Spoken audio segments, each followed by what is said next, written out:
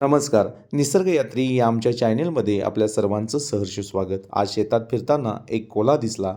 चालण्यात त्याच्या डगमग, डोळ्यात भीती आणि शरीरातील कमकुवतपणा स्पष्ट दिसत होता.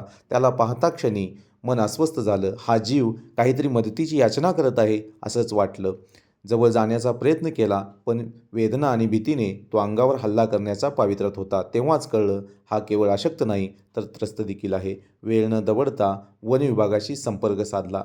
तब्बल 1.5 तास त्या कोल्ह्याजवळ थांबलो.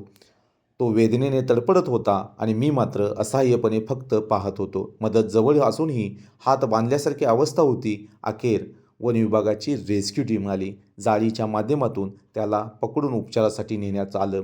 हे करत असताना निसर्गमित्र अवधूत पाटील व वन विभागाच्या श्री सारिका बेडगे मॅडम यांचं विशेष योगदान लाभलं. पण नियतीच्या मनात काही वेगळंच होतं. उपचार सुरू असतानाच त्या मुक्या जीवाचा अखेरचा श्वास घेतला. त्या क्षणी मन सुन्न झालं. समाधान इतकंच होतं की मी दुर्लक्ष केलं नाही, पाठमोरा झालो नाही.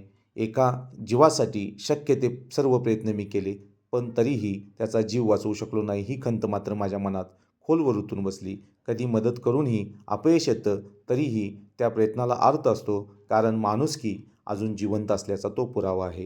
हे केलेले कार्य आपल्याला कसं वाटलं हे कमेंट बॉक्समध्ये नक्की सांगा. आवडल्यास लाईक करा, शेअर करा. धन्यवाद.